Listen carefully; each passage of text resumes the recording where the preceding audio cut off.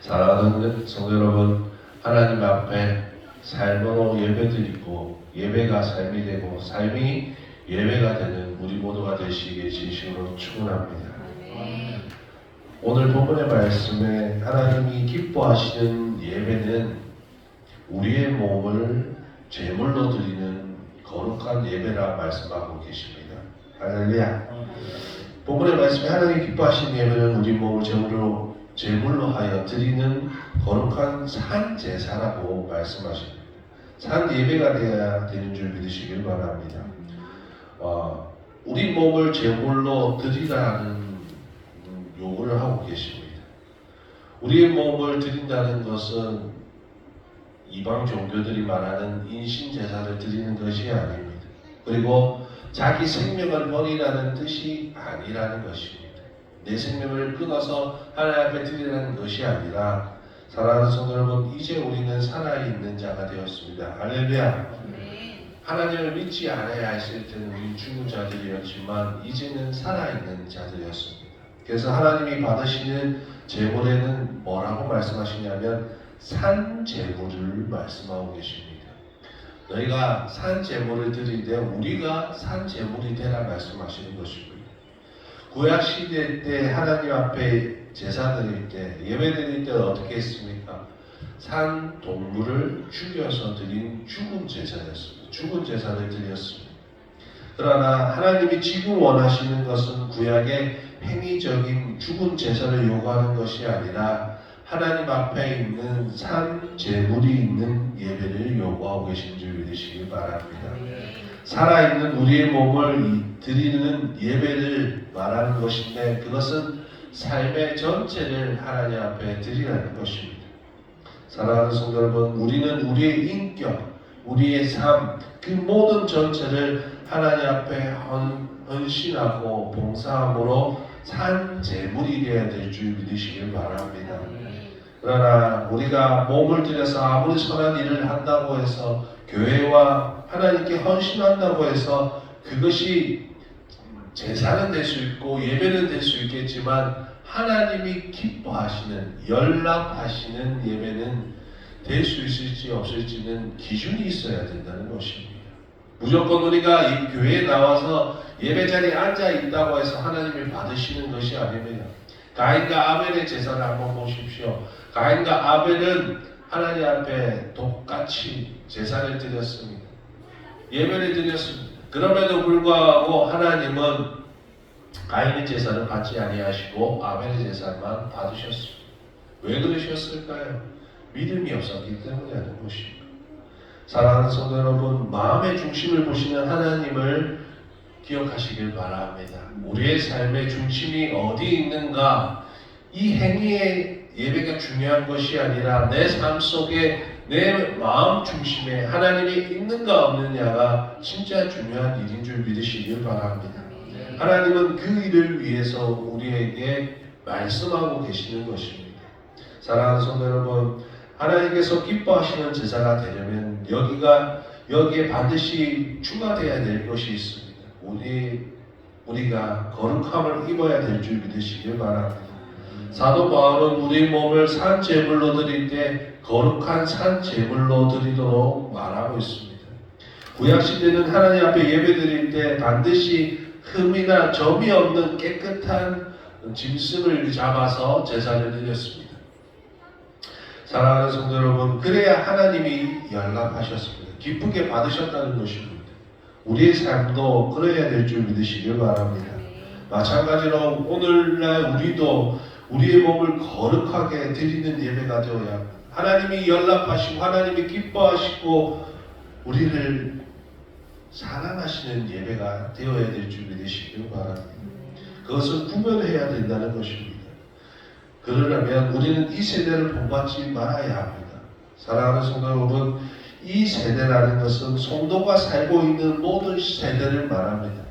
어느 세대나 세대는 있습니다. 오늘 지금 이 시대만 얘기하는 것이 아니라 이 하나님의 말씀이 전해지는 그 어느 곳에 있을 때나 그 세대는 악한 세대였습니다.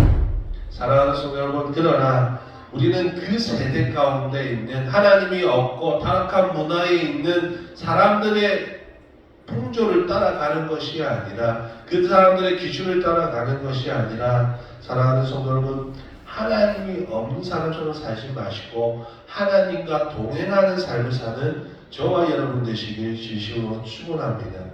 그것이 바로 이 세대를 본받지 않는 것입니다.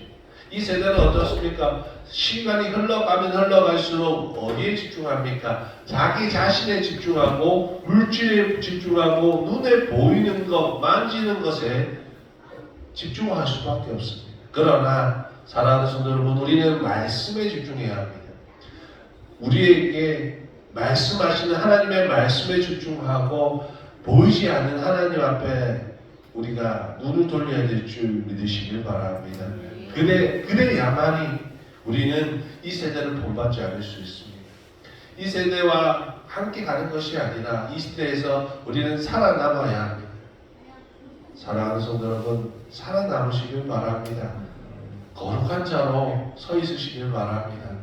우리의 모습은, 우리의 행위는 여전히 아름답지 못할 수도 있습니다. 그러나 마음의 중심이 하나님이 있어야 될 줄 믿으시길 바랍니다. 아브라함도 마찬가지였습니다. 그러나 그가 롯과 다른 것은 하나님의 말씀이 있었다는 것입니다. 사랑하는 성도 여러분, 또한 우리는 마음을 새롭게 함으로 변화를 받아야 될 줄 믿으시길 바랍니다. 악한 세대의 타락한 풍조에 마음을 뺏기지 말고, 물질에 마음을 뺏기지 말고, 나 자신에게 마음을 뺏기지 말고, 더 나아가 새롭게 창조된 새로운 피조물로 하나님 앞에 서 있어야 될 줄 믿으시길 바랍니다. 사랑하는 성도 여러분, 우리는 살아지 않습니다. 산 제물이지 않습니까? 우리가 산 제물이 되는 것은 옛사람인 내가 죽고 거듭났기 때문에 살아있는 것입니다. 그 산다는 것은 영원한 생명을 얻었다는 뜻입니다. 그렇다면 살아있는 사람, 매일매일 나의 옛사람은 죽고 내 안에 계신 예수 그리스도를 믿는 믿음으로 말미암아 우리는 매일매일 예수 그리스도로 새로 짓고 새로운 피조물로 살아가야 될 줄 믿으시길 바랍니다. 그러기 위해서 우리를 하나님 앞에 내어 드리는 것입니다. 믿음으로 하나님 앞에 우리의 삶을 드리시는 저와 여러분 되시길 바랍니다.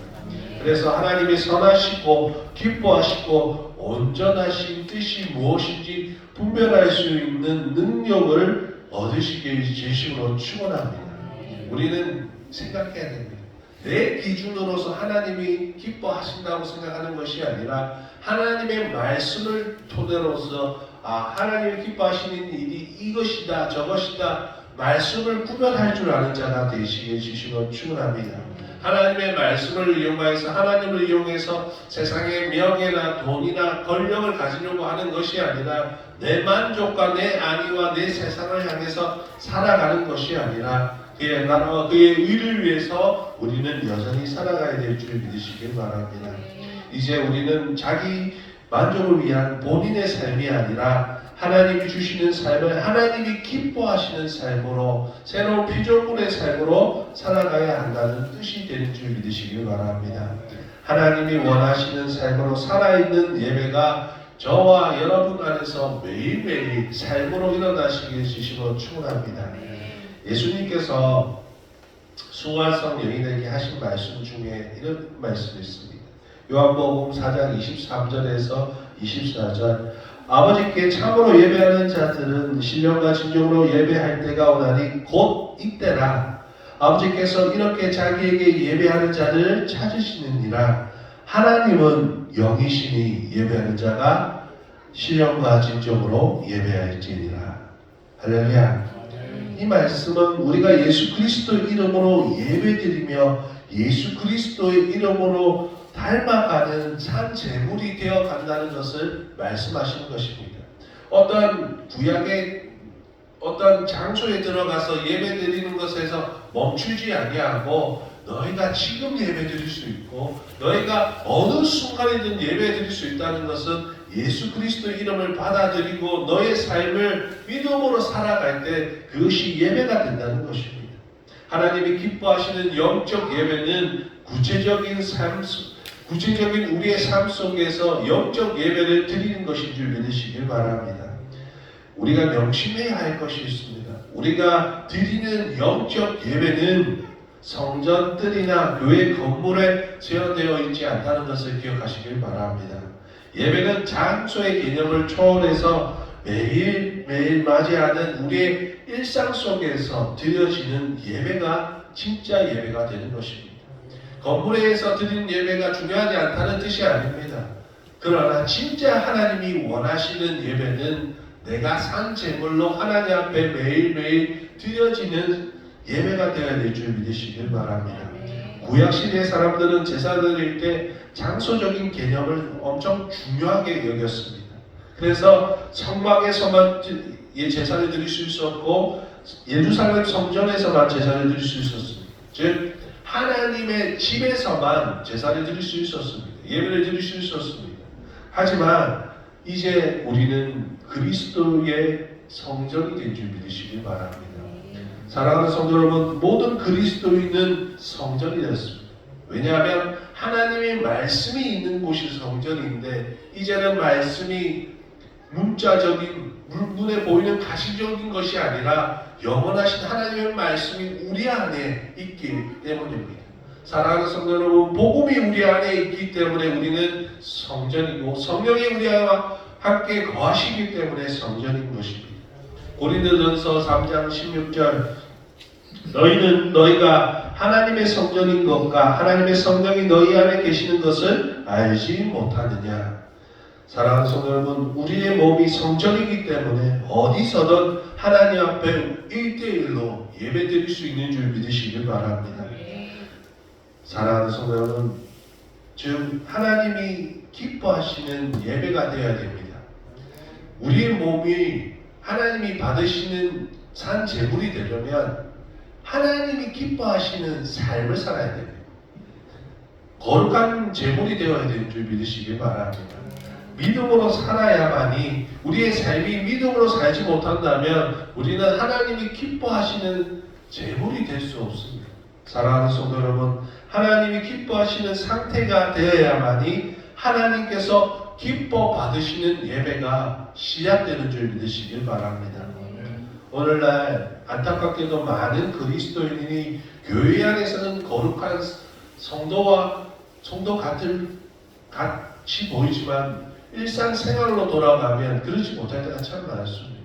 교회 안에서는 내가 거룩한 척하고 말씀을 잘 아는 척하고 하나님을 사랑하는 척을 합니다. 그러나 세상 밖으로 나아가면 세상 사람들과 전혀 구별되지 않는 삶을 살 때가 많다는 것입니다. 사랑하는 성도 여러분, 우리의 삶이 구별되시기 주시면 축원합니다. 산 제물은 살아서 하나님을 기쁘시게 하는 제물이 되어야 하는 것입니다. 삶 속에서 믿음으로 사는 것이 하나님이 기뻐하시는 제물이 되는 것입니다. 그렇기 때문에 이 땅의 모든 그리스도는 매일매일 하루하루의 삶이 하나님 앞에 설 수 있는 예배자의 삶이라는 것을 의식하며 살아가야 되는 것입니다. 매 순간 내가 하나님 앞에 있다는 것을 기억하며 사시는 저와 여러분 되시기 주시면 충분합니다. 우리는 매일매일 돌이켜 보아야 합니다. 사랑하는 성도 여러분, 주일 하루 교회에서 예배 드리는 것에 그쳐서는 안 되는 것입니다. 매일매일 만나는 직장 동료에 대한 태도에서나 물건을 사고 파는 장사의 행위에서나 가족들을 대하는 마음가짐에서나 사회에서나 어디에서나 우리는 내가 산 제물이 되어야 될 줄 믿으시길 바랍니다. 산 제물은 건 내가 살아있는 것이 아니라 하나님이 기뻐하시는 내가 되어야 될 줄 믿으시길 바랍니다. 나는 죽고 예수 그리스도가 사는 내가 되시길 주시어 축원합니다. 마지막으로 우리는 하나님 앞에 설 수 있는 제물뿐 아니라 제사장이 된 자들인 줄 믿으시길 바랍니다. 예수 그리스도로 하나님 앞에 설 수 있는 자격을 얻은 성도들은 하나님 앞에서 다 제사장이 되었다는 것입니다. 왜냐하면 제사는 제사장만이 드릴 수 있는데 하나님은 우리에게 직접 제사를 드리라고 요구하고 계시기 때문에 직접 기도하라고 말씀하시는 것입니다. 사랑하는 성도 여러분, 구약시대에는 제사장의 직분이 따로 있었습니다. 그래서 그때는 오직 레위 지파와 아론의 계열 지파만이 제사를 진행시킬 수 있었습니다.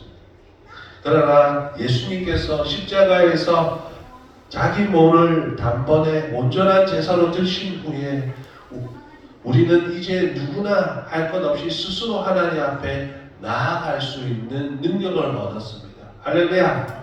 만민이 제사장이 된 것입니다. 사랑하는 성도 여러분, 그렇기 때문에 우리는 그 제사장의 직분을 해내어야 되는 것입니다. 베드로전서 2장 9절, 그러나 너희는 택하신 족속이요 왕 같은 제사장들이요 거룩한 나라요 그의 소유가 된 백성이니 이는 너희를 어두운 데서 불러내어 그의 기이한 빛에 들어가게 하신 이의 아름다운 덕을 선포하게 하려 하십니다. 사랑하는 성도 여러분, 그러므로 우리 성도들은 마땅히 하나님 앞에서 제사장의 삶을 살아가야 될 줄 믿으시길 바랍니다. 제사장의 삶이라는 것은 전적으로 하나님을 믿음으로 하나님 앞에 헌신된 삶을 살아가야 된다는 것입니다. 내 삶을 살기 위해서, 내가 계획하는 것을 살기 위해서 하나님을 이용하며 사는 것이 아니라 하나님 앞에 전적으로 우리를 드리는 자만이 진짜 예배자인 줄 믿으시고 진짜 제사장인 줄 믿으시길 바랍니다. 사랑하는 성도 여러분, 구약시대의 수많은 제사장들은 하나님 앞에 철저하게 헌신하였습니다. 그의 모든 삶을 드리며 살았습니다. 그렇기 때문에 우리 성도들도 하늘의 제사장으로 하나님의 나라를 위하여 헌신하는 삶을 사시기 주시고 축원합니다.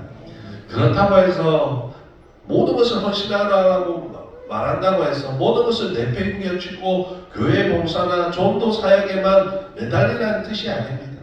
사랑하는 성도 여러분, 오직 하나님을 위해서 헌신한다는 것은 우리가 무엇을 하든 어떤 삶을 살든 하나님의 영광을 목표로 두고 살아가는 것입니다. 내 만족을 위한 것이 아니라 하나님의 나라를 위하여 살아가는 저와 여러분 되시기 주시고 축원합니다.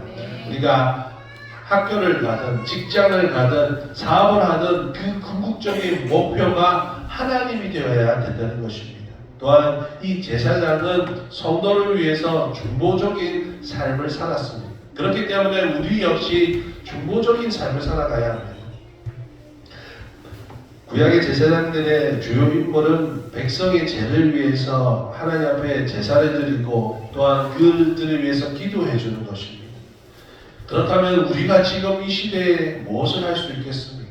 그것은 세상 사람들을 위해서, 하나님을 알지 못하는 사람들을 위해서 기도해 주고 예배하는 것입니다. 사랑하는 성도 여러분, 예수 그리스도께서 우리와 하나님의 사이에 길이 되어 주신 것처럼, 중보자가 되어 주신 것처럼 우리가 진짜 그 중보자는 될 수는 없지만 중보자적인 삶을 사시게 주시고 축원합니다.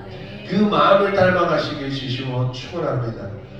사랑하는 성도 여러분, 우리가 이 중보자적인 삶을 얼마나 사는가에 따라서 세상은 달라질 것입니다.